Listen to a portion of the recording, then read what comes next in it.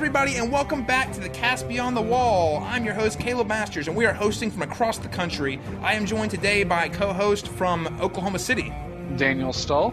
In this great state of Arizona, along with me, sir, Austin Lucari. Today we are going to be reviewing the episode of Game of Thrones Season 4, Two Swords, and we are stoked to talk about this thing. Before we get things rolling, we're gonna talk about Austin a little bit. He's joining us today. He's being promoted from special guest host to regular host. We're very excited to have him on this season. We're gonna ask a couple questions to kind of let audiences get to know you a little better. What characters are you excited to see this season? We talked about this kind of at the end of last year, you and I'm really excited to see Arya. I want to see what she does this year, having seen every member of her family so far die. And as far as she knows, Sansa could be dead and Bran could be dead. So I'm excited to see what she's going to do with that and see her get a little bit of revenge. It'll be fun.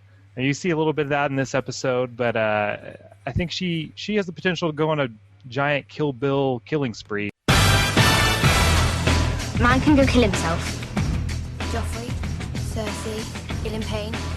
Face, tits, balls. I hit him right where I want him to. Gotta watch out. She's gonna be the Batman of Westeros in no time. Who wins this season, Austin? Now we're not talking. We're not gonna say who wins the show because this show's too big. But last season we saw Tywin rise to power, win the war, and pretty much has established the beginning of an empire. So you could say he won season 3. I think with the White Walkers becoming a bit more prevalent, I think Jon Snow's time to shine is this year. I think he's in the right place at the right time. He has all the knowledge. He's been with the White Walkers, kind of dealt with all this crap, and I think this is his year to really show himself. Yeah, good pick. I think that's a really good point. Jon Snow up to this point really hasn't been able to do a whole lot. I mean, we saw him train at the Wall. We saw him go beyond the Wall and get to see the wildlings, but he hasn't really had that moment yet to shine and be like, bam, I'm Jon Snow. So I think that's a good point. I think we could see some movement from him this season. And that would be really exciting. I know that me and Caleb are both Jon Snow fans, so that'd be really cool to see him, have that sort of those moments for him. That'd be really cool to see. So I hope you're right. Yeah, I would love to see Jon Snow take on some stuff. He is definitely one of my favorite characters that hasn't been quite utilized the way I want him to yet. So, all right, well, audiences, last season we would always open with doing interviews of each of us. We'd ask questions. There'd be a question of the week. We'd interview our guest host. Well, this year, we're not going to do all that every single week when we have a new person maybe. But this year, just to get you guys back up to speed, we're gonna quiz you. We're going to ask each other a couple quiz questions here. First off, what are all our favorite houses? I'm definitely going to go with the Tyrells, although I will say that the Martells, especially with their kind of introduction in this episode, are definitely intriguing to me, and I definitely want to find out more about them. But for now, I'm going to go with the Tyrells as my favorite. I really like that they've kind of come to King's Landing and been a new players in the game, and they're doing things a little bit different than other people have done them. And they're not doing the Stark way of just rebelling and going against them. They're sort of hiding right under everybody's noses and playing this game, and I'm really excited to see where that's going. So they're taking they're taking like a back door into power, right? They're like, oh look, exactly. we're coming to King's Landing, guys. What's up? And I'm gonna marry the king, and then all of a sudden I'm the queen, and we've got this. Yeah, so I really like that whole dynamic, and I'm excited to see where that kind of goes. Yeah, absolutely. The Tyrells they're kind of like they're playing it just politically enough that they can't get in trouble. They're like, hey, we're gonna marry the king, and we're slowly gonna take over because they're very pragmatic, and I think that is definitely to their advantage. We talked about this a little bit last year when I was a guest, and I'm going to still have to go with the Greyjoys. It's not really about any of the characters per se, though I do like them. They haven't really had their chance to shine. I really like the kind of pirate culture, like Vikings just taking what they wanted, raiding things, all that stuff. And I think that their city, their capital, is probably one of the coolest in Westeros. This island kind of castle on this giant mountain is just really cool. So I got to go with the Greyjoys. Yo ho, pirates life for me. That's what they do. They rape, pillage, and plunder, man. They got the 3 things down to be pirates. We pillage, we plunder, we rifle and loot. Drink up, me hearties, yo ho. We kidnap and ravage and don't give a hoot. Bring up, me hearties, yo ho. I'm gonna go with House Baelish. You want to know why I'm going to go with House Baelish? I'm going to go with House Baelish because there's only one guy. His name's No, Littlefinger. that's not a house. That's just a dude. He's a house. He just got a house. He's about He to just makes his own house. His house is like a melted castle. It looks like a sand castle. He just got, but it's okay. It's okay because he's about to marry and become Lord of the Vale. That's a house. He's about to take over the Aaron throne. He's gonna have Lysa Aaron behind him. He's gonna have. We'll see if that actually happens. They might just kick him down the pit. They could just kick him down the pit, but I feel like because he's Littlefinger, it's a little too soon. But if I was not gonna go with House Baelish, I go with Lannisters. Why go with the Lannisters? I mean, they're kind of like the bad guys. No one really likes them, right? Well, they played it very, very smart. And Tywin is very respectable, despite also being equally detestable. So I've got a thing for them because Tywin and Tyrion both have a way. They know how to play the game, and they know how to navigate this world, and they know how to get what they want.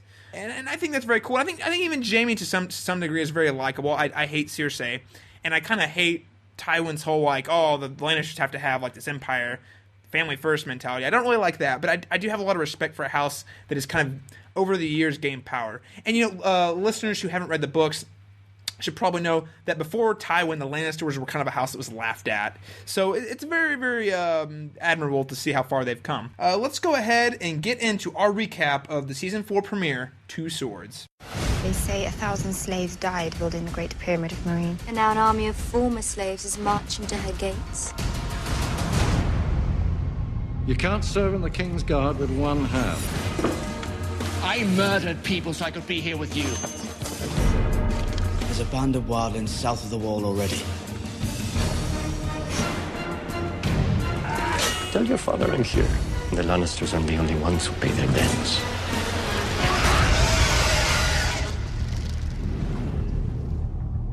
This season opened with a cold open, and what a cold open is essentially it's a scene that plays before the opening credits. Now, Game of Thrones, the show has a history of doing that in its premieres, but otherwise they don't do it very often. And I thought this was a really excellent, if not the best, cold open they've had so far. So essentially, we come in, and Tywin is melting down ice. That was Ned Stark's family sword. It was like a family heirloom they passed down generation to generation. And after he got decapitated with it by Ilan Payne, they kind of kept it in King's Landing. Well, now that the Starks are no more, Tywin kind of sits there and he decides he's going to melt it and make two of his own. I think this is a really powerful scene because it just kind of plays to the imagery of the Lannisters just totally dismembering everything the Starks ever had. He's melting down the family heirloom and kind of making it his own, which is kind of what he's done with the Stark family. And I also think that a really nice touch in the scene was it starts with the Stark theme, and then slowly but surely is overtaken by the Reigns of Castamere, and by the end it's like just Reigns Castamere awesome. So, what did you guys think about the scene? Yes, I'm glad you pointed out the music, because I noticed that too, and I thought that was really awesome, that the way that was kind of edited and worked in. I really love that.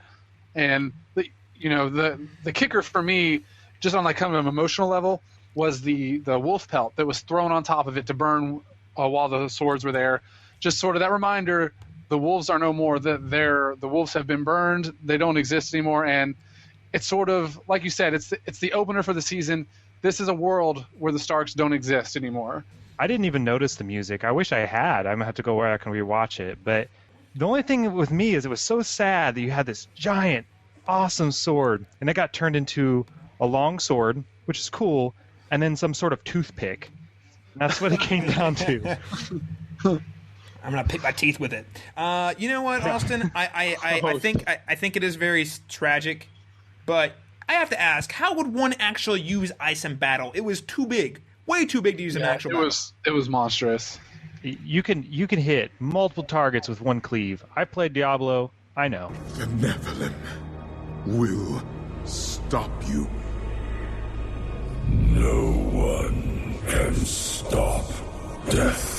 Let's go ahead and move on to the opening, the grand opening that we're all so familiar with and we all love so much. Man, it never gets old, guys. It just really doesn't. So, as per always, the show adds in new locations to kind of point out where we're going to be going throughout that, usually that episode or that season. The two that were added were the first one being Marine, which is the city that Daenerys is headed towards, the one with apparently have these giant pyramids or whatever that we saw in the trailers.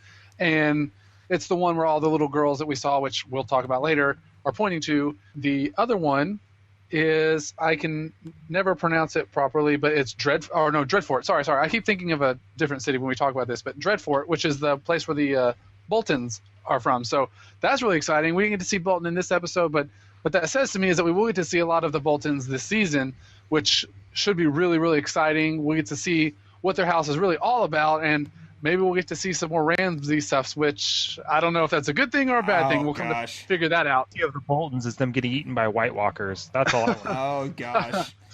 You know what, Austin? I hate to break it to you. I really do. But, man, the Boltons, they ain't going anywhere, man. They're not going anywhere for a long time. Don't tell me such things. It's awful. You need to know, Ramsay Bolton, we're just seeing the tip of the iceberg on that guy. He's kind of a monster. He makes Joffrey look like I don't know, a character off of Magic School Bus or something like that.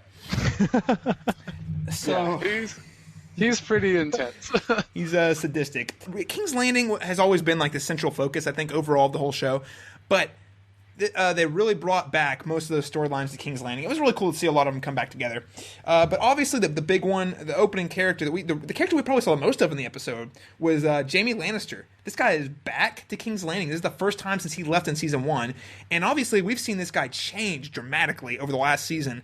And he's kind of back home and trying to get back in the swing of things. And it's not the same. First scene off the bat, right after that the opening theme was Jaime and Tywin. And guys, this was a great scene. Any scene with Tywin and one of his kids is always great, just period. Yeah. Wow. And this was a scene, for me in particular, I was really looking forward to after reading the books. We have those scenes with Tyrion where he sort of stands up to Tywin, but Tywin just sort of shuts him down and just tells him off, and then that's the end of the conversation. Here we see the guy that Tywin actually maybe has some sort of value in, and Jaime sort of says, no, I'm going to do what I want. And it seems that, that Tywin just sort of like, okay, I'm going to kind of disown you, I think is what Jaime says later. And the line just that really hurt. A one-handed man with no family needs all the help he can get. And it's just sort of like just like a right into the gut. And so I thought it was a really strong scene. Thought it was very interesting that Jaime was kind of taking this stance against his own father, because we've never really seen him stand up to his father before. He just sort of does what his father asked him to. So I thought it was a really, really good thing, and one I was really looking forward to. You could tell Jaime spent his entire life trying to run away from his dad. It seems like that's probably why he joined the Kingsguard, just to get away from his dad. Now his dad is there in his face all day long, and that's not good for anybody. Austin, that's some great insight there. And if you read past book 3, they actually get into that quite a bit, and it's awesome. So that's really cool. That is great insight, and I think that's a great point that Jaime, when he was very, very, very young, I believe he was actually probably the youngest member of the King to ever join the Kingsguard, I think. Yes, I'm pretty sure you're right on that. And so when he was very young, he was sent off to join the Kingsguard. He's away from his dad, and then Robert comes in and he protects Robert, and Cersei's there. The love of his life is there. So he's got everything he needs, and he's always been away from Tywin. And it doesn't seem like they have a really great relationship, even though I feel like Jaime is Tywin's favorite kid, kind of his golden boy. And I think still that was a great point you brought up. He essentially called him a cripple, and a worthless cripple was basically what it seemed like he was telling him. Gosh, that's really gotta be something. I mean, it hurt me as someone who likes Jaime, but Jaime just sort of and shrugs it off and just sort of walks out of the room. Yeah. You know what I mean? Yeah. I feel like you're saying I'm sure it did affect him on some level. Who wouldn't that affect if your own father said that to you? But he just sort of, I guess he's gotten used to taking it from people. He's already written off his dad. He's a 40-year-old man. Yeah. That, just doesn't care anymore. Right. Jaime realizes his sword is made out of Stark steel. I thought that was kind of cool. He's like, who's this Eddard Stark's sword? I don't know. I thought that was kind of neat, kind of like a realization of what's going on. It's weird because Jaime wanted to beat Ned Stark. That's why he fought with him in the streets and all this stuff. And then as the final kind of, I think it almost an insult to Jaime, Tywin ends up defeating Ned Stark essentially, and then giving Jaime the rewards of it. I don't know. It's kind of weird. Well, the other part of this I want to highlight is not only does Jaime detest his father, he makes no bones about it. He doesn't give a rat's ass about the Lannister family legacy, which is all Tywin's about. It's all for the family. But he's like, I don't want kids. I don't want to go back to Casterly Rock. I just want to be here on the Kingsguard. He's like, I don't care about you and whatever you want. This is what I want, and I'm going to stick around. So screw you. I thought that was interesting. That's a really good point. because it's just the exact opposite of Tywin. Tywin's all about the family legacy, and Jaime's sort of like, screw the family legacy. I want to do what I want. And we know that he's thinking, I just want to be with Cersei. Like, that's all that he's thinking about. Like, as we see in a later scene, which we'll talk about later, is his whole decision to stay in the Kingsguard is to be with Cersei. You know, he's sort of like, screw the family legacy. I just want to be with the person I love. Yeah. You know, which obviously he doesn't tell Tywin that, but yes, we know exactly what he's thinking. But on the other hand, Tywin knows. Tywin knows what's up. Oh, Tywin definitely knows what's up. He just wants to pretend it's not happening. We've been waiting on Jaime to reunite with this whole family. This has been a big one, and I kind of feel like Cersei's a horrible person. I didn't really like her before. I really didn't, but I like her even less after this scene. He comes back. He's like, "I love you." Something's changed. Everything's changed. You come back after all this time with no apologies on one hand and expect everything to be the same. What do you want me to apologize for? For leaving me. You think I wanted to be taken prisoner? Don't know what you wanted. You weren't here. You left me. Alone. She's like, "F off." I mean, basically, she's like, "You weren't there when you weren't there when I needed you." But he's like, "But I tried. It wasn't my fault." She's like, "I don't care. You took too long." Nah. You know, she was one of my favorite characters. I said that last time when I was a guest. She was one of my favorite characters. I like her because I think she brings something good to the show that the show needs. But this scene didn't help my opinion of her very much. She was pretty cruel and extremely selfish. I mean, she was essentially, very much you could tell that she is Joffrey's mother. That's pretty much all I can say about it, I guess. Yeah, I really, really like this scene. It was the scene I wasn't exactly expecting. Yeah, me either. I really, really enjoyed it.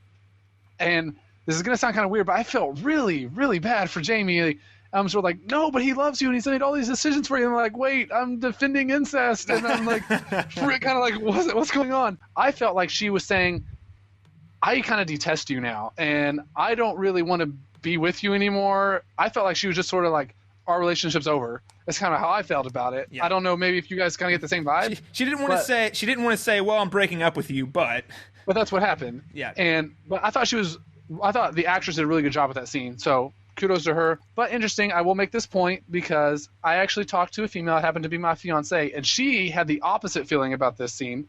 She actually really liked Cersei for saying all these things, and she said that while yes, she is being somewhat selfish, and yes, she is doing these things, I can understand where she's coming from. And I mean, I know we're all guys here, and I don't know. I just thought it was interesting that a female's perspective was saying that she kind of understood where Cersei was coming from. She didn't necessarily defend what she was saying, but she said she liked her in that moment, which I thought was interesting. So it's just a woman's perspective. Perspective out there. I seriously think, lady listeners, if you're listening to the show, and Rachel can feel free to comment on the Facebook also. If you're listening to the show, please go ahead, hop on the Facebook group and comment, because I would love to hear this opinion. And, as a matter of fact, whenever we have our next lady listener on as a guest host, I'm going to bring this up, because I'm interested, because I felt like the scene was written in such a way that I was like, it was almost like you had to hate her. But I'm a dude. I'm limited. Jaime says something like, it's been weeks, and she says, you can't just come back here and act like everything's the same. Everything's changed. And I thought that was a really good point. There's just kind of like going on with this season, like, this is different. Everything has changed now. This is a different world that we're in now. And I thought that was a really good point from her. Just, it's not the same anymore. Everything's changed. Yeah. And that's something that probably Jaime doesn't even realize, having been gone. He doesn't even have any idea how bad things are with Joffrey on the throne and everything that's going on. It's these characters. So he's definitely naive, for sure, to that fact. It's definitely these characters being unable to relate to where each other's been. Because I think it's fair to argue that both Cersei and Jaime have had their fair experience of rough life experiences. They both had their fair share of crap happen to them in the last 2 seasons. I mean, Cersei has had to be the political mastermind. She was stuck. I mean, all the things she mentioned, while I think she's being very selfish about them, there are fair points that she didn't have the emotional stability of her lover there. On the other hand, though, Jaime was also captured, lost his hand, yada yada, fought a bear, all that stuff. And I think neither one of them can really relate. They're like, you think you had it bad, but you really don't know my story. And like, even though they told each other what happened, they don't really connect. Jaime and Joffrey, And I just want to say Joffrey is an equal opportunity douchebag. He insults his own uncle/father like it's no one's business. I was like, whoa, I thought maybe he'd be a little more respectful, but no, he was making super passive-aggressive insults to Jaime the whole time. Oh, yeah, you're off getting captured. Yeah, you know. Oh, my gosh. And I will just say, I love the way Jaime handles it. He's like, when he attacks him, he says, how can you defend me without your right hand? He just says, like, I use my left hand. It makes a contest now. Like, he just, like, rolls with it. And I just love that kind of the way I'm going to handle with, you know, people making fun of me. I'm just going to roll with it and make it into something, like, really arrogant. And it's really funny. Like, yeah, no, I thought so, too. It's very, very Jaime. Yeah, he's still got that smug sense of humor that is still there. I like it. Yeah, definitely. Oh, the other guy in this scene, I mean, Jaime may only have one hand, but the other guy's kind of fat. To be honest. Oh gosh. Well, no, and if you go back and rewatch it, I did rewatching the seasons leading up to this. This was the same dude when Joffrey said punch Sansa in the face. He totally did it. I'm like, holy crap, this guy's terrible. He's a terrible human being. But he's like, I protected the king while you were gone. Perfect for Joffrey. Exactly who he wants around him. Exactly. Well, he was the guy when he was like beating up Sansa, and then Tyrion walks in. And he's like, what kind of night? It's a woman. You know.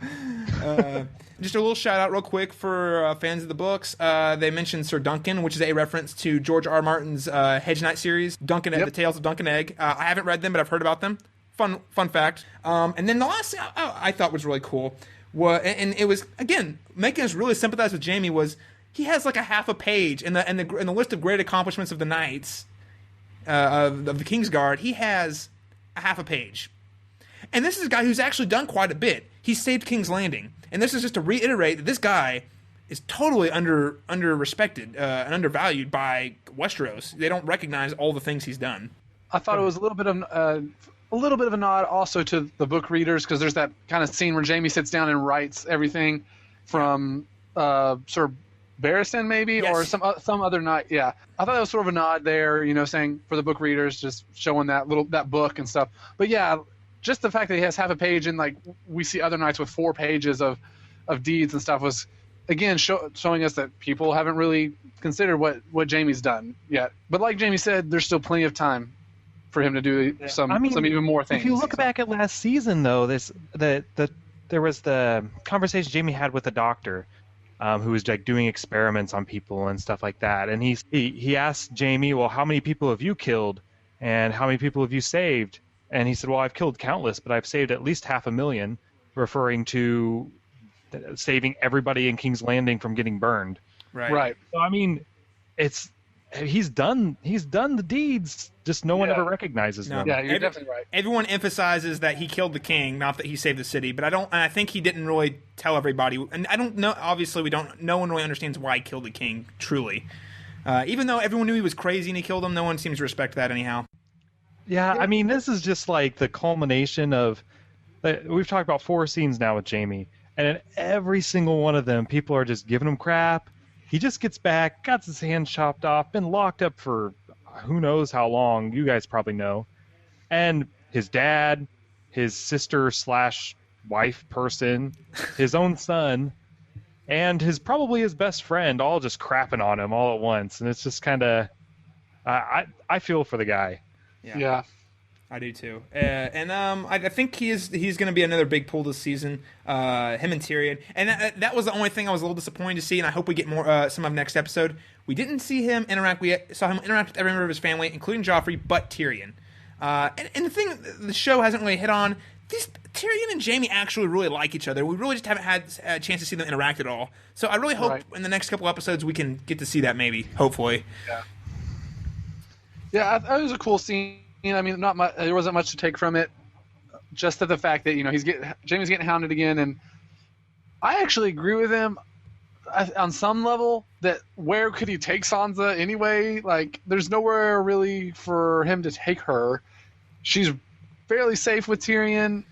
I mean, she's not really safe, but I see where he's coming from. To take her to Caitlyn, right? And she's dead, so... Yeah. I mean, I see where Jaime's coming from here. I don't know what he's supposed to do with her to keep her safe. Like, you could go put her in, like, an island by herself, but that's not really going to help her. Like, I don't know. Like, I see where he's coming from.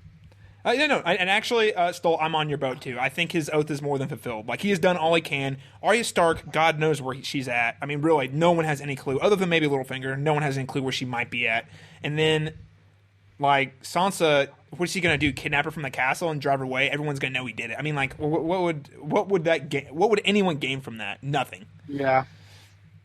So she could have gone with the Hound. He offered to do that very thing. Dude, they could have been having a trio. The Hound could have been teaching them both how to be killers. She would fit in so well with that group. Yeah, she'd do great.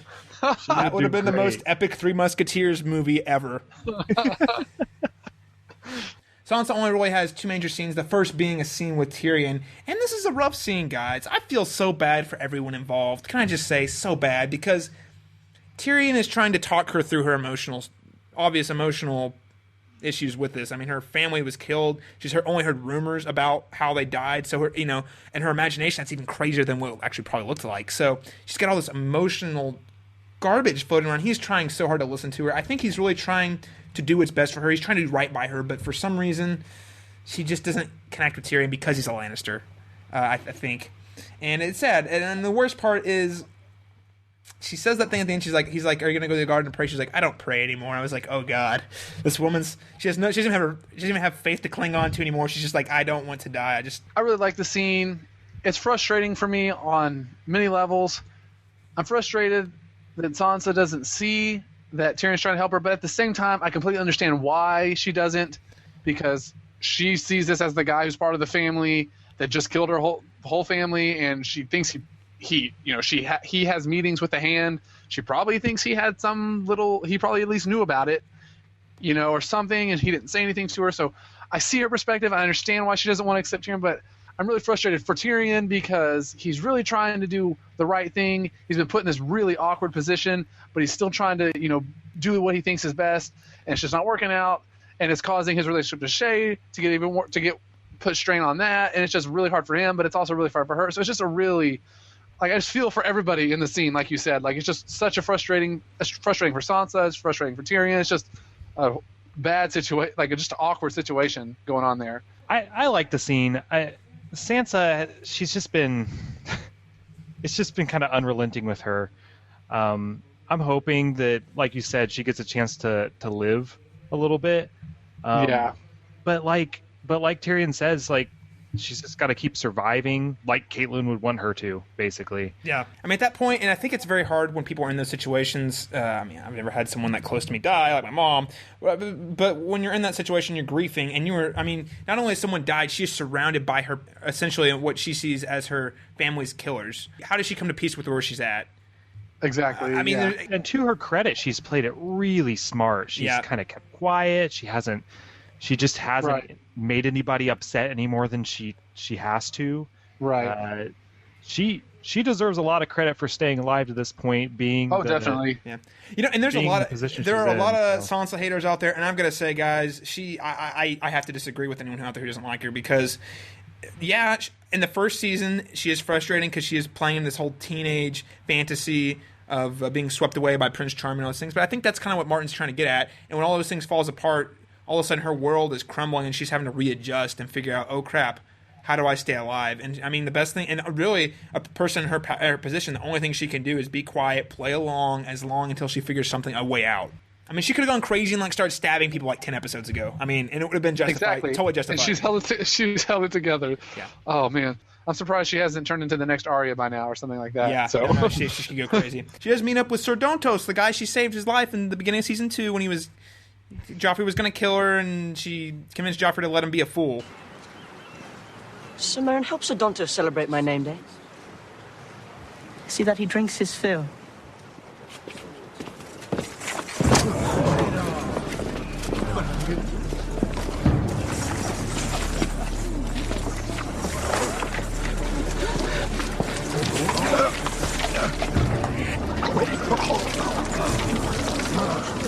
You can't! What did you say? Did you say I can't? I only meant it would be bad luck to kill a man on your name day. What kind of stupid peasant superstition? The girl is right. When a man sows on his name day, he reaps all year. Did you hear, my lady, Sir Dontos? From this day, you'll be my new fool. Thank you, Your Grace. And you, my lady, thank you. He kind of comes back and talks to her a little bit and gives her a necklace. So it's like, oh, it's a precious moment of happiness.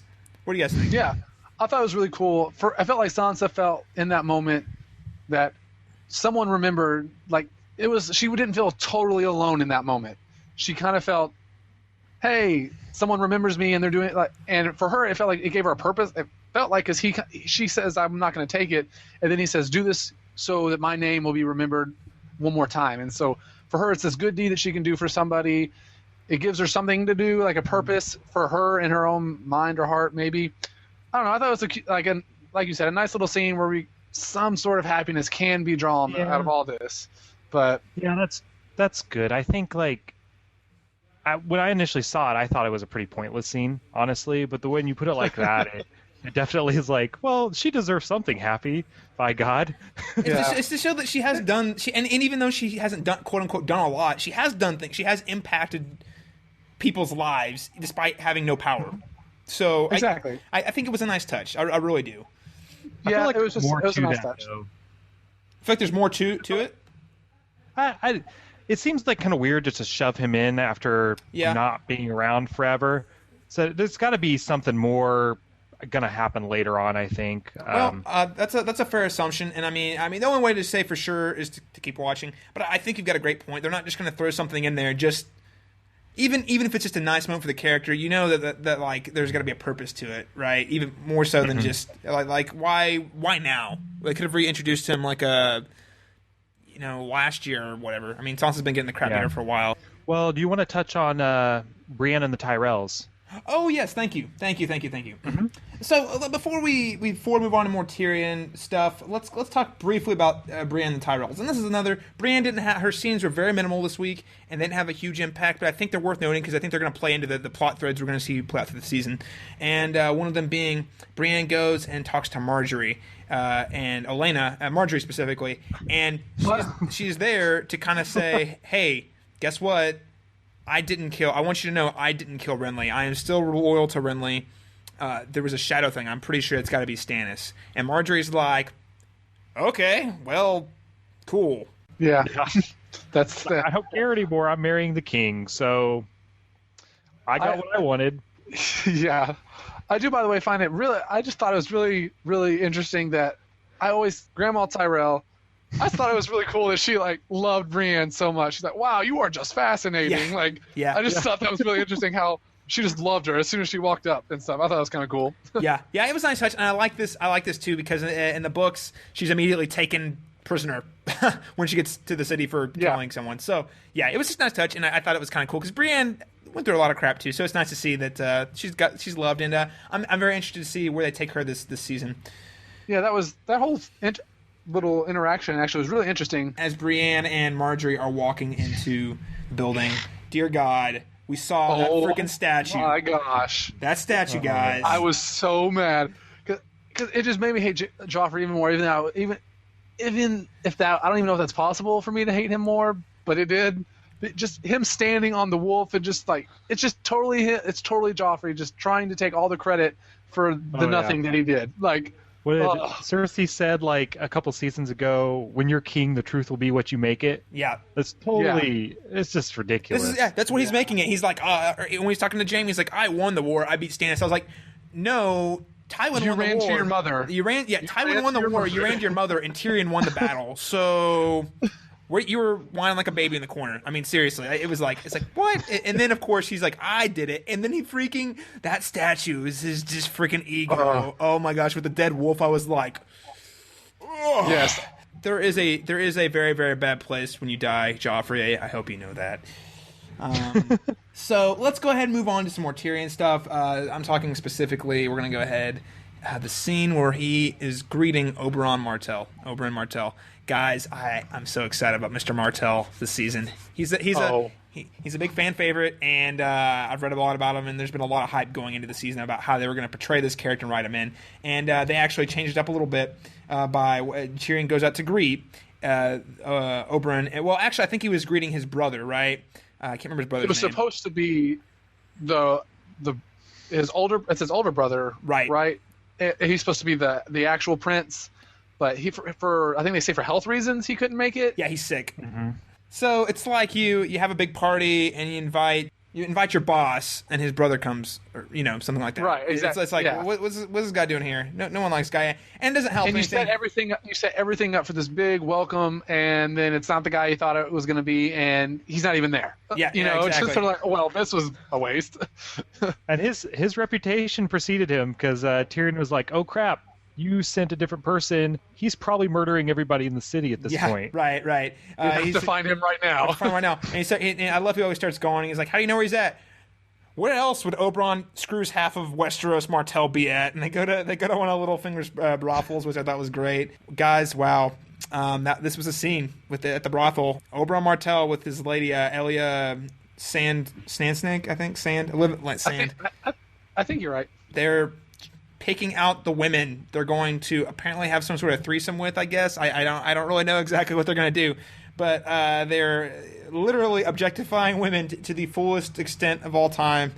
And wow, it happens. But my favorite thing is when they hear, you go through the whole scene. Oh, and he hits on the Reigns of Castamere, right? Yes, he hears the Reigns of Castamere. And FYI, I want to point out that he totally hits on Littlefinger's stable boy or whatever who's watching the brothel. I don't feel like he was hitting on him. I think he was just being like, I'm gonna do what I want, and if I want to, more than hitting on him. Yeah, no. You're right. I thought it was definitely I thought it was definitely a double.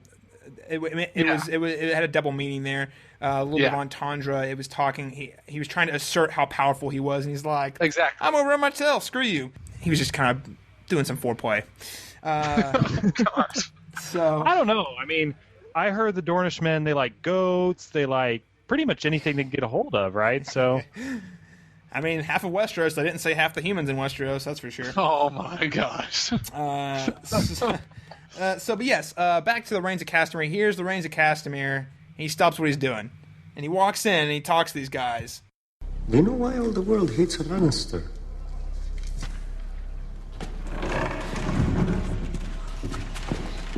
You think your gold and your lions and your gold lions make you better than everyone.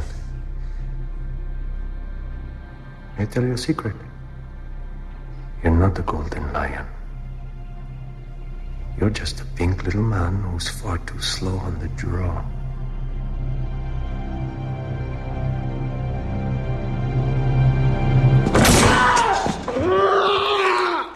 Longsword is a bad option in close quarters. That was a great scene, and I just thought it was great. And then Tyrion shows up, kind of in shock. He's like, "Oh crap, what is this guy doing?"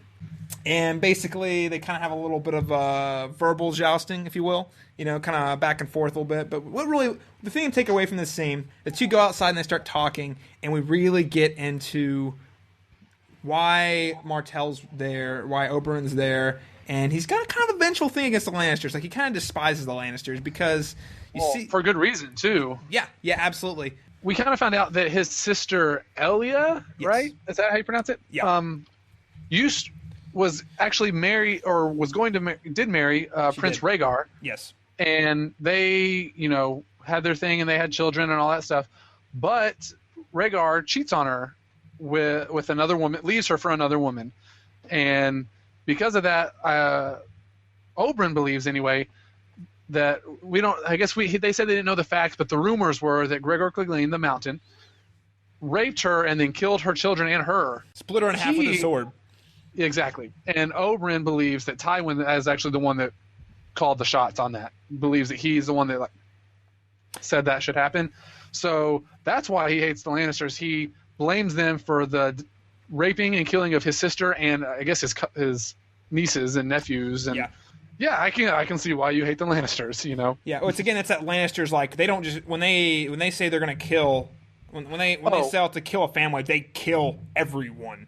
Every single one. Mm-hmm. And that was what he was so upset about, was even though Rhaegar had ditched his wife and gone off for another woman, because Elia was a Targaryen and because her kids were Targaryens, they all died. Right. And obviously the manner in which she was killed, or is apparently killed, has a huge impact. Tyrion's a little worried. And then, of course, we have to have the following scene where he goes and talks to Shay. Guys, I hate Shay. I really hate Shay. I really don't like Shay either. I think she's completely unreasonable. He doesn't really go to talk to her.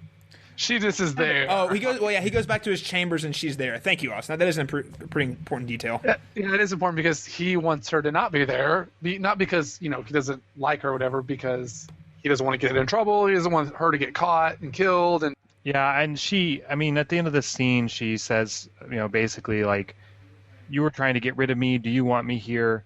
And we know that Tyrion wasn't the one to try to get rid of her, but at the same time, it was actually Varys. Yeah, right. At the same time, he kind of does want her to go. Because for her safety, not because he doesn't want to be around her. Yeah, I really do think he loves her, but at the same time, he now realizes, especially since he's married, that like she is literally helping no one, doing nothing for him, doing nothing for herself. Like, it's just bad. Yeah. I mean, even if he had a relationship with her, he'd feel like he was hurting Sansa even more than his family had already done. Right. Like, it would just be, it wouldn't, like you said, good for nobody. Yeah. Right. Yeah, absolutely. And again, Austin, you mentioned the whole Varys thing. I think that's an interesting takeaway. Shay automatically assumed that Tyrion was the one who sent Varys to send her away. We know that's not the case, and I thought that was a really great scene last season. That kind of got shoehorned, or not shoehorned, but it was in episode 10 that got kind of looked over with everything else going on.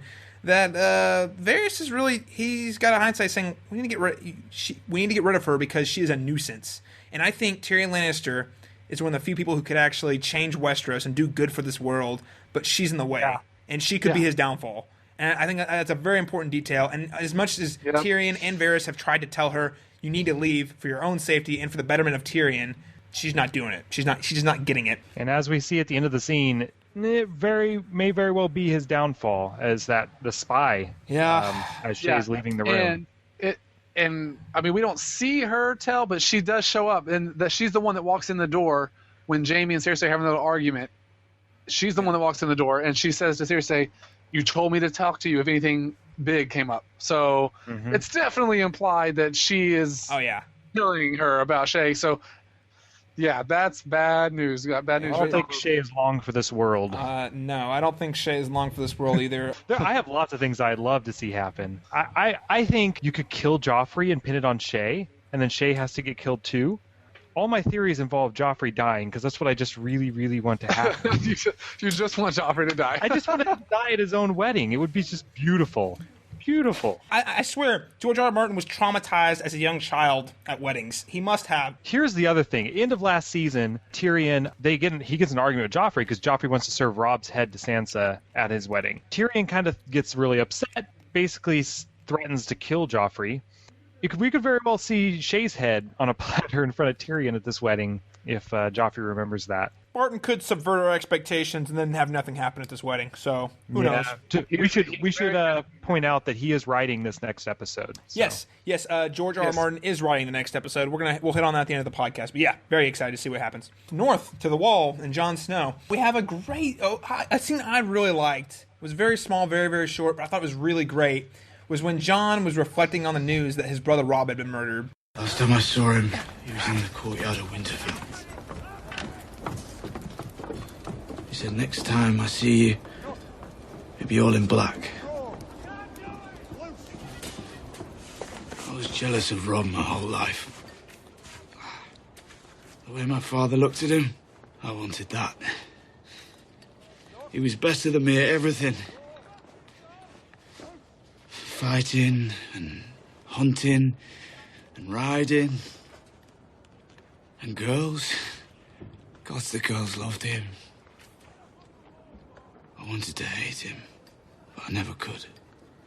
And I think that's a hint of tragedy that they could never resolve that, but it's just kind of how he remembers things. I have a quick question for Austin, actually, because as a book reader, I was thinking something specific about this scene because I know what's going on in Sam's head. So did you find anything in particular strange between Jon and Sam in that scene, by any chance? I mean, Sam kind of brings it up. I don't know if it's strange, but he does say something to the effect of, Robb is to you as you are to me, essentially. As far as strange, no, not really. Okay. Well, for me, I really do like that point, which we can talk about. But for me, I thought it was very interesting. Sam just saw Bran, and he doesn't tell Jon. I thought that was very peculiar. Did he realize who it was? I thought he realized that he figures out it's Bran. I'm pretty sure because he sees him and he's crippled, and he says, "You're Jon's brother, right?" And I'm pretty sure he realizes who he is. And so I just found it interesting that he doesn't tell Jon. I don't know. Am I wrong about that, Caleb? No, he didn't mention Bran at all. I know, but he recognizes that it is Bran, right?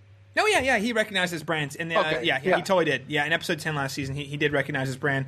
And they didn't hit on that. That's yet to be determined whether they'll talk about that or not. There is kind of a lot going on at the wall, so maybe Sam's like, I'll tell you later, just in case. We're about to die soon, because... Yeah, that's a good point. I just thought it was really interesting that Sam doesn't really bring that up. Yeah, well, for a character like Sam, who supposedly doesn't have much of a spine, he's assertive in his own ways, and maybe you can call it passive aggressive or whatnot. But he knows what he's doing. He's not an idiot. He's not a total idiot, and I think he recognizes that. Holy crap, we're about to go to war. So yeah, I guess that's a good point too. I just thought it was really interesting. Well, and Jon is probably one of the most effective leaders they have in the Night's Watch. So why would you want to emotional? I mean, because then all of a sudden he might be like, crap, we got to go find him. We got to go stop him from going north of the wall. You know what I mean? That's a really solid point actually, because Jon would definitely want to do something like that. Yeah, exactly, because his family means everything.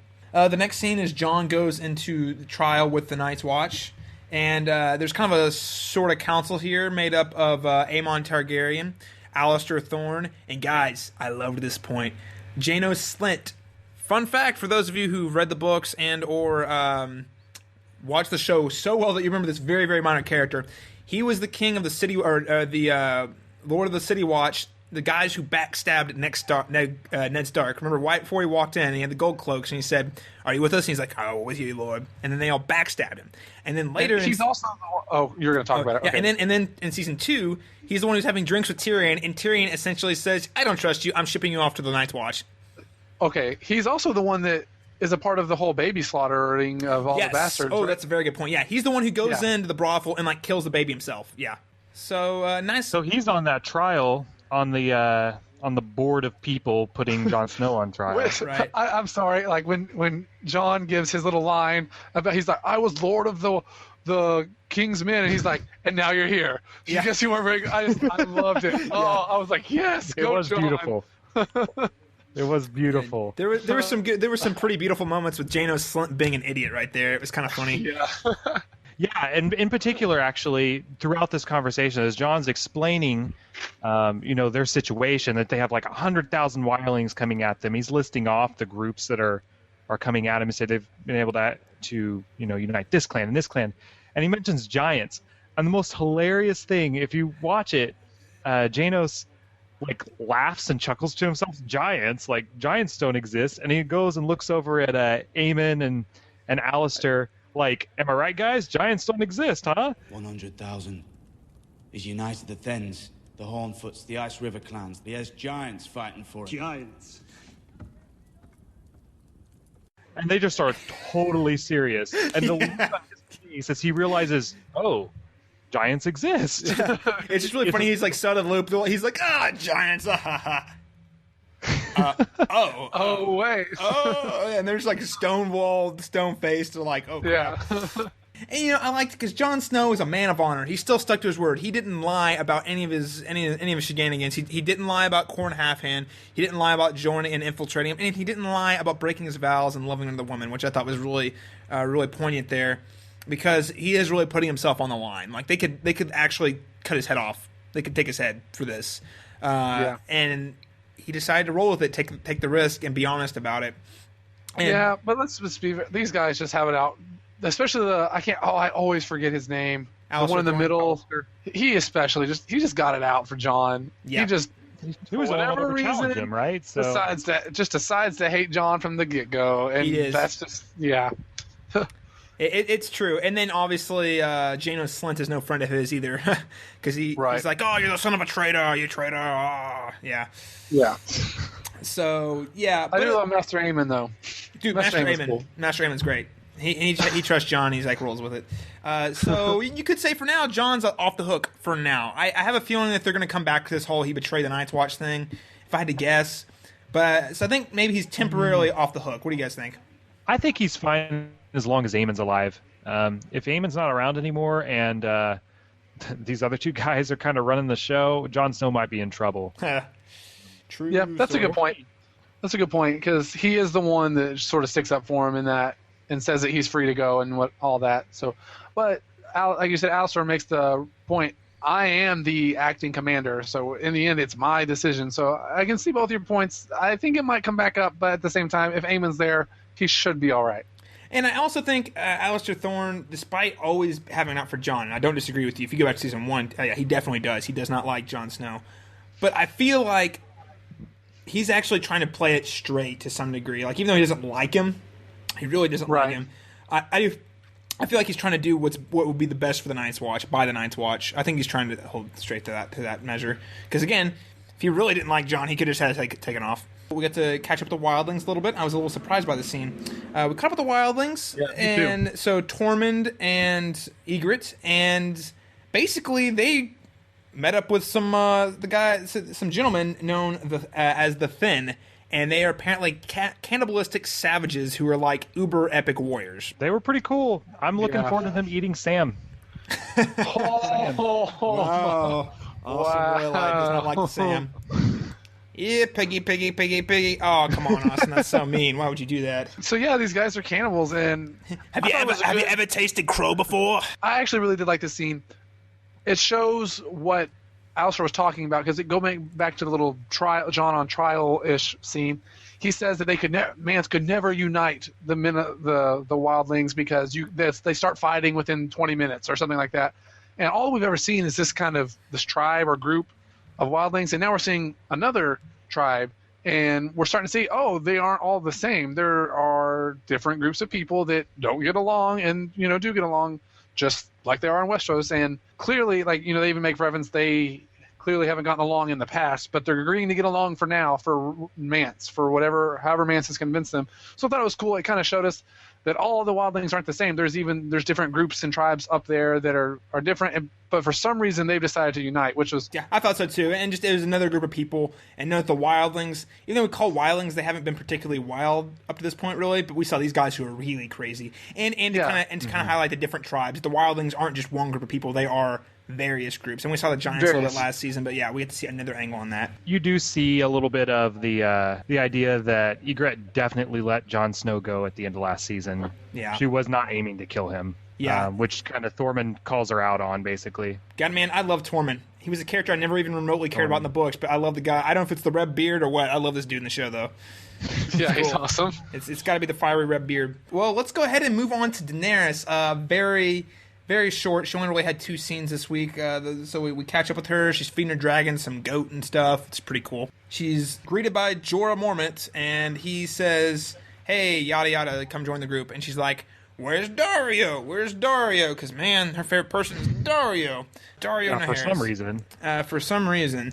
And she goes, and she marches through her giant epic army to find out that Dario... That was a cool camera shot. I really like that camera shot. Yeah, that was an excellent camera shot, just to show you, holy crap, she really does have a really huge army. It starts, and it's just like, it keeps going, and going, and going, and going. It was really cool. Yeah, I thought that was a nice touch, too, because, when you throw numbers out there, you're like, whoa, that's a lot, but, when you see it, you're just like, whoa. Yeah, whoa. You definitely get the sense that she walked for miles to come yell at these guys. Yeah. Because by the time we see her, she's not even in that group. She's in the ex-slaver group, and it's like, how far away was this? Yeah, exactly. She walked miles. She walked miles.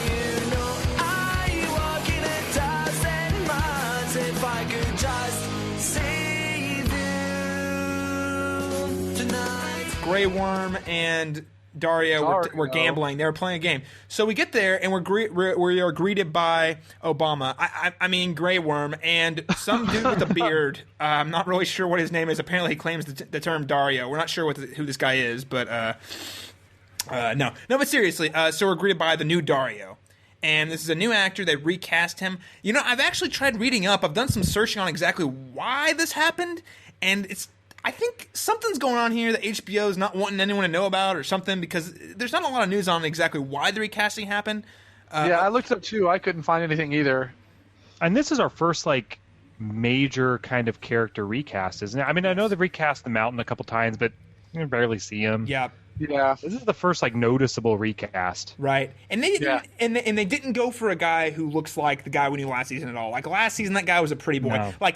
He was such a pretty boy. I seriously, every time I saw him, I wanted to punch him in the face. No joke. Just jealous. Just jealous. No, he just had that smug, oh, look at me. I pose on magazines look, and then, and I hated the way Daenerys acted like a little schoolgirl around him. Oh, Dario, you're sexy.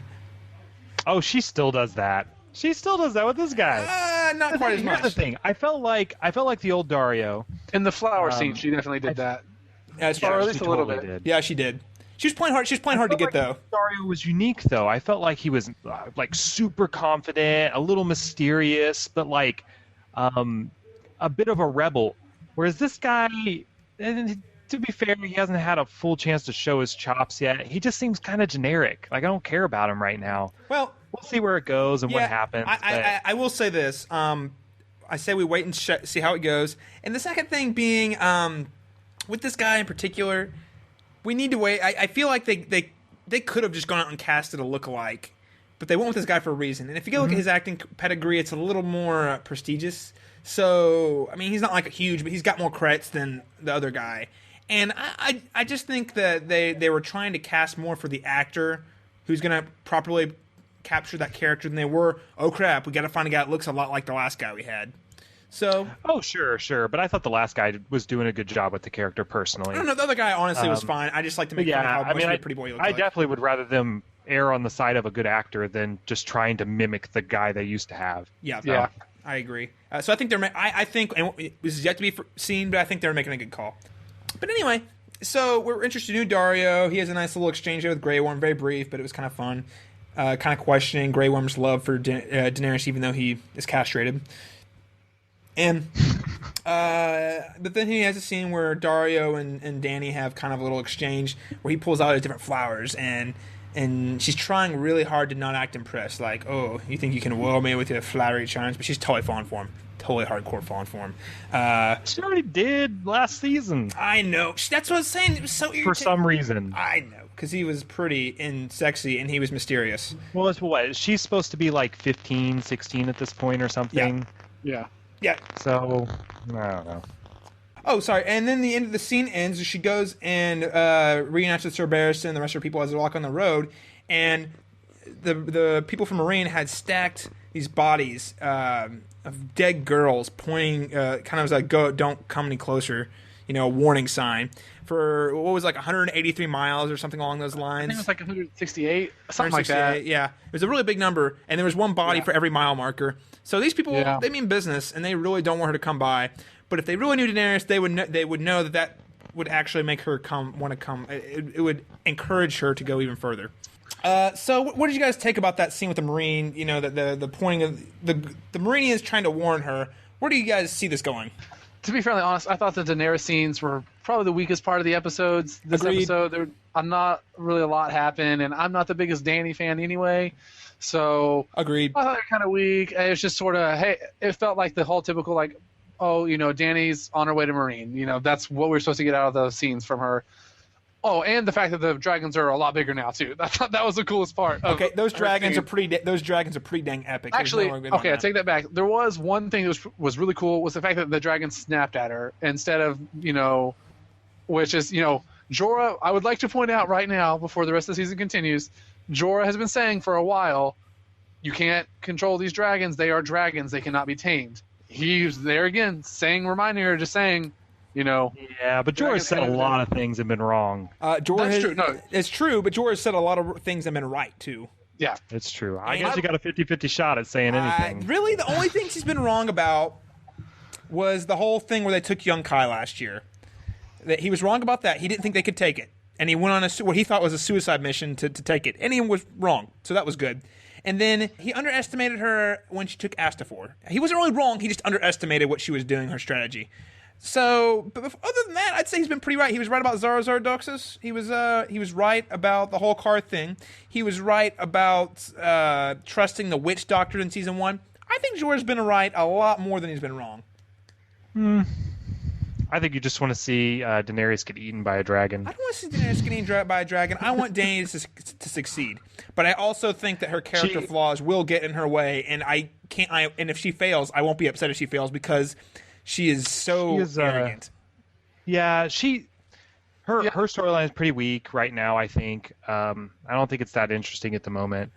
But she's like the one kind of moment where the good guys are winning right now, and they have for a long time, which makes me really, really worried for her safety. This is all going to turn around and come crashing down on her. I mean, this is Game of Thrones. Good guys don't win for very long. Well, that's a good point, and she does win a lot, and she is kind of the good guy. I'll give you that. And honestly, I mean, her storyline is going to get more interesting later this season, I'm sure. Yeah, it is. It's going to. But I'm with Stoll. This is definitely the weakest part of the episode because it didn't really. It seemed like it was more like checking in with Daenerys because Daenerys is such a fan favorite. It's like, we've got to check in. Everyone wants to see her. Let's throw her a couple scenes because it didn't. It reintroduced us to them, but I don't even feel like it really set that much up. It's like, hey, they're going to Marine. Cool. I mean, like I said, the only thing I really got from her episodes was the dragon part where she's losing a little bit of control there. And other than that, it was just, like you said, let's just check in with Dany, you know? And then the Marine thing, seeing that, we know that she's now like her fire has been fueled. And she's angry now. And so it gives her more motive to go and take this city with all of her power and army and might and all that. Yeah. So yeah, exactly. Yeah. Well, let's go ahead. Dany scene. We'll see where that goes. I'm interested to see where it goes. We'll move on to the best scene of the entire episode. This was the scene steal of the week, and there were a lot of great scenes this week. And I thought the Jaime scenes were great, but guys, by far the funniest and most enjoyable moments of the whole episode was the one of the best scenes I think of the entire series so far. I really do. It's a very good scene. It's really great. Honestly, I have to think about it more. I hadn't thought about it in those terms, but yes, it was a fantastic scene. Definitely one of the best scenes ever been in a season premiere. The Hound and Arya, Batman and Robin, or I don't know, any other great duos out there? Lone Ranger and Tonto. I don't know. So Frodo and Sam. So they're right. Oh, okay. Frodo and Sam. There's so many. The Hound got so many great lines, guys. Okay, so my gosh, man's got to have a code. Man's got to have a code. What the salami? She's like, he killed Lummy. He killed Lummy. What the salami? Okay, we'll start at the beginning of the scene. They ride in. They're kind of talking about, and she wants, and gosh dang it, Arya wants her own horse. And the Hound's like, I'll get you a stinking pony. Just wait. It's like, it's so funny. And then they run into some of the Lannister men. One of them, which happened to be really the Mountains men, and one of them happens to be Pulver, the guy who captured them and killed a lot of the kids that Arya was traveling to the Wall with in season 2. In the books, Pulver is actually on her death list. Like she recites his name when she says her death prayer of all the people she's going to kill. The Hound's like, nah, this is stupid. I mean, there's I could take him, but I really don't feel like it. And Arya goes in anyway. So the two of them quietly walk into this pub end thing, and they're eating and they're watching. And there's a little great exchange between the Pulver comes and sits down and talks to the Hound. And they start talking, and that's where we get some great moments. And man, the Hound just wants his chicken. He loves the chicken. He just wants some chickens. He wants. I'd like to make a point here before we go on. I actually felt a little bit of a Tarantino moment here for me because the dialogue was really like, and Tarantino is very good at doing long scenes with dialogue and keeping the intensity. I felt that here. Just the dialogue was so intense, but because you knew at any moment people might just die, and that is a perfect, the dialogue was sustained. So I felt like there's a little bit of no. Still, I'm totally with you, and I was thinking the exact same thing. And the reason I was thinking that is that scene where the Hound picks up the drink and drinks it, and the camera doesn't cut away. The scene I was thinking was from Pulp Fiction when Samuel L. Jackson is drinking the soda, and it doesn't cut away. You mind if I have some of your tasty beverage to wash this down? Go right ahead.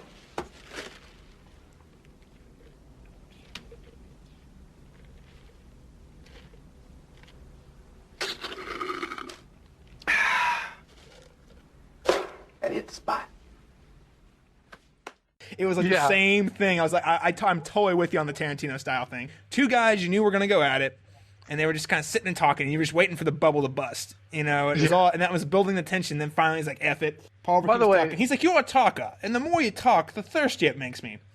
Yada yada. If one more word comes out of your mouth, I'll eat every chicken in this room. I will say that I thought Massey Williams actually did a really good job with her facial expressions during this scene. Oh, fantastic! Phenomenal. When he says "F the king," yes, perfect. She was she did a fantastic job during this scene. No, I'm totally with you. And the chemistry these two have is just unreal. You would never think in a million years that these two would have this kind of chemistry, right? Like this team up. If you would have said in season 1, the Hound and Arya are going to team up and it's going to be awesome, no one would have been like, yeah. They would have been like, what? Yeah. What? How's that going to happen? They get in a fight, they get in a little tussle, and the Hound just owns some fools, like hardcore, straight up kill some dudes. And I just want to point out that Oberyn Martell is wrong. Long swords and close quarters combat work out just fine. And there was that one scene, one of the most brutal kills I've seen in a while, was he takes that, he's wrestling on the ground with that dude and takes his head, and then literally just shoves it against the sword over and over again. I've never seen any death quite like that one. That was pretty good. Yeah, it was intense. So they have this big fight, but here's what to walk away from the scene with is that scene when Arya comes down from the rafters and takes her sword from Pullover, and then recites. Something wrong with your leg, boy? What do you mean? Can you walk? I'll carry you. Carry me? Find a little blade.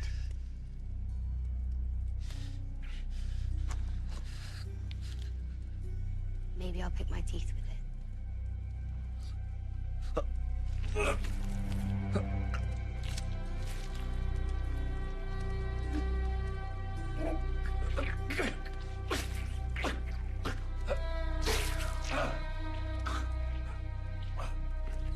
Literally the exact same phrases, in the exact same order. And it's like he it wasn't until right before he stabs her in the neck that he knew who she was. Right. And it's like she kills him the same way that he killed Lamy. Yes. Yep. Guys, I hate to say it. We are our favorite character. One of our favorite characters we are rooting for is a straight up sociopath. How could she not be? I mean, I'm with you. I'm just saying that's got psychopath written all over her. She's reciting lines and killing people in the same way. Yeah. I mean, hey, I can't blame her. I can't, and that's why I think Arya is such an interesting character. I was totally rooting for her the whole scene. I was like, yes, exactly. I've been waiting for you to do this for so long. I know. And it does, and you do feel that sense of justice because even though this guy Paul is really a nobody, you're still like, yes, Arya just is getting her vengeance on the Lannisters. It's like, but you're like, if we stop and look at this from minds that say we never met Arya before and we saw this scene, we would think she's a freaking psycho. Okay. Oh, she totally is a psycho, but you understand why she's a psycho. Yeah. And here's the thing: while as satisfying as that kind of kill was, because you're like, yeah, she's finally getting her revenge. It's kind of the same thing with Theon last year, where you're like, oh yeah, he's finally getting getting paid back for all the horrible things he's done. And it just keeps going. I have a feeling with Arya, at some point you're gonna be like, just stop killing people. I don't like you anymore, and that's actually gonna be kind of sad. A really good point, and I know me and Caleb have talked about this before. Is what if? And I have no idea if this is what they're doing or not. So this is no spoilers or whatever. But I have no idea if this is where they're headed. But what if Arya becomes we see her become the villain, but we're rooting for her all at the same time. Like we all said, we were all like, yeah, she's killing this guy, but like you said, it's where's the point going to be where we're like, okay, you've gone too far, and we're not, right. What if they take that character that far, and she becomes this brutal assassin that is the villain?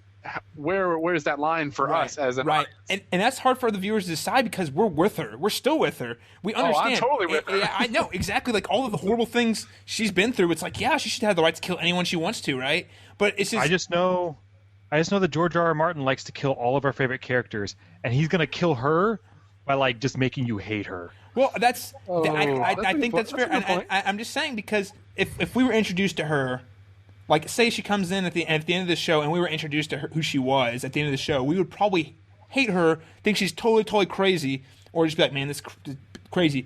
But we won't feel that way by the time she gets to the end of her character arc because we've seen her develop it. And I think she is. I feel like she's in the makings of becoming a truly terrifying monster. I really do. But we all love her. I mean, I love her, and I thought it was a great scene. You're like, yeah, but then you're like, oh god. But it's weird so because the thing is, though, she does have some sense of right and wrong and some sense of justice. It's not just I'm going to kill whoever I want. I'm going to kill people who have done terrible things. Right. And so it's not to the point where she's like just a killer who kills anyone in her path. There's specific people who have made specific decisions and done certain things. Right. So it'll be interesting to see if those change along her path or if those stay the same. And she's the Punisher. Yeah. I was about to say she's like the Punisher, really. Yeah. Yeah. Because for us, it's okay that she's killing these people because they've done evil things, so it's justified.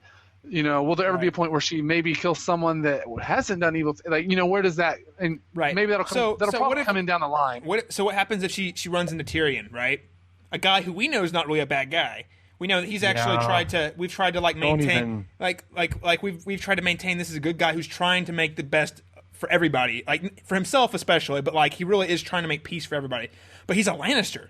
And in her mind, the Lannisters are all evil, right? Because look what they did to her freaking family. So what happens if they were in an alley and then she kills him? Is she still the good guy? I don't even want to think about that. Don't even want to think about it. Yeah, I don't want to think about it either. Because don't take him away from me, Caleb. But that's no, I don't want to get you to go anywhere.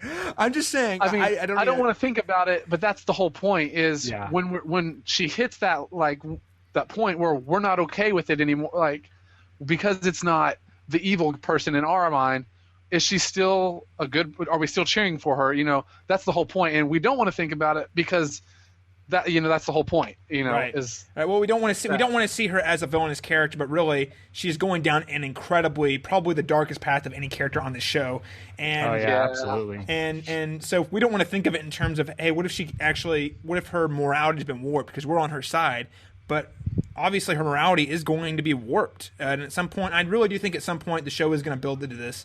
And I'm not sure when it'll happen, but I think at some point we're gonna see Arya in a light where it's like, holy crap, she has really gone too far. I mean, we think she's crazy now. We recognize she's crazy, but we're still rooting for her. But like Syl said, at what point is it that she has really, really become a monster? That was a great scene. I loved that scene. It was awesome. It was funny. Stole the episode. Hands down. Yeah. I want some frickin' chicken. It was a very smart decision to save it for the end, the last scene. Yes. Yeah. Great. It was the perfect last scene. Great closing scene. And we'll march off. The land's burning. Me and Austin kind of looked in this a little bit. The Hound and Arya ride off into this burning valley that was, it's actually the Riverlands that have been scoured by Gregor the Mountain Clegane. So I feel like... So all the guys they killed just now... Yeah. They already got a little revenge for that. They do. Landscape. Overall, what were your overall feelings about the episode as a whole? I thought it was a solid episode. I didn't think there was anything spectacular about it. There were a lot of good character moments and it's just a really solid opening to a season. But there wasn't any of those moments where oh my gosh, that was just going to be one of the greatest moments in the history. I don't feel like.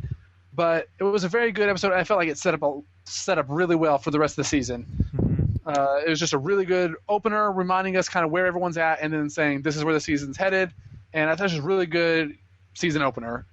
Yeah. But there wasn't that super spectacular moment where we're going to look back and say this is one of the greatest episodes of the show. I think the three main takeaways so far has been Jaime adjusting to life back in the capital. You have the impending wildling attack on the wall, and then finally the corruption of Arya. And overall, I think it was one of the better kind of season openers. I think.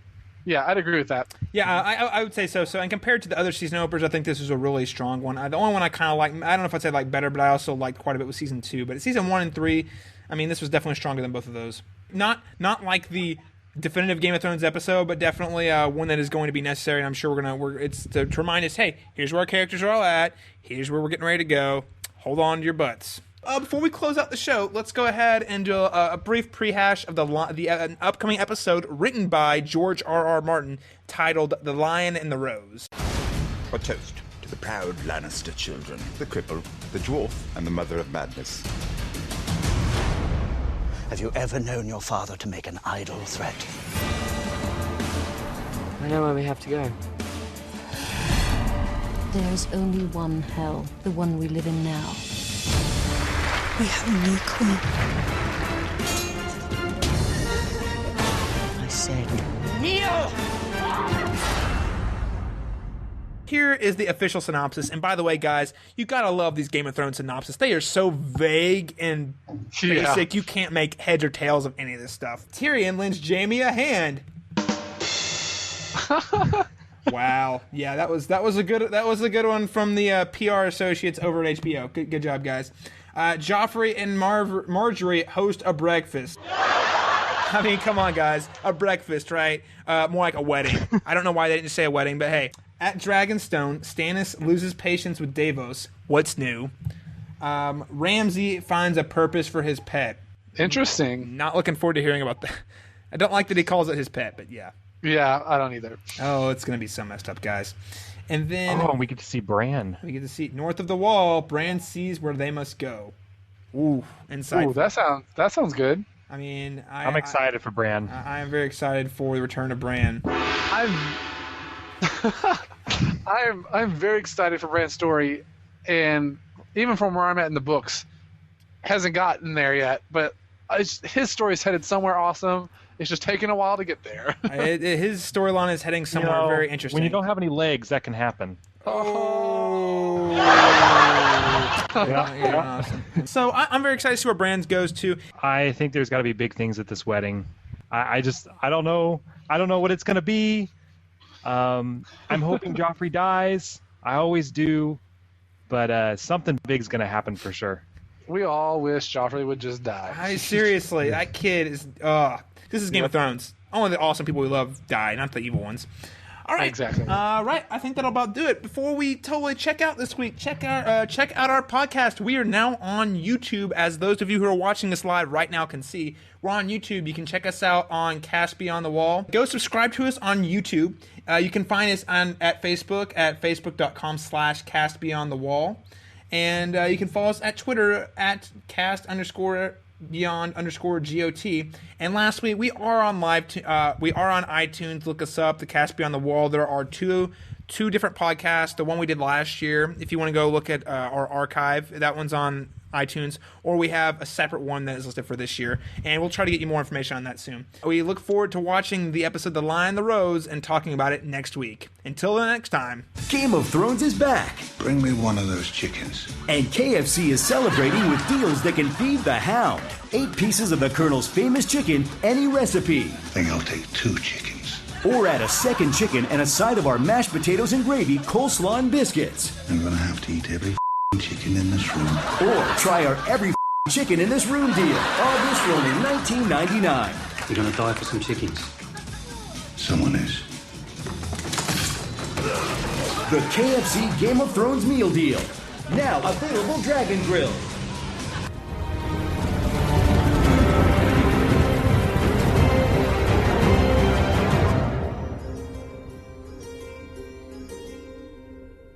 The scene with Jaime and Cersei, quickly, I was kind of shocked because if you've read the book, you know that when he gets back, the second he gets back to King's Landing, he goes up to freaking Cersei, and they do it, and Austin, get this, they don't just do it, they do it while she's on her period. Yep. Like dead serious. He's like about to do it, and he's like, it's your moon's blood. She's like, I don't care, do it, and they like go hardcore. Yeah. You could have another little inbred child with that. That's not good.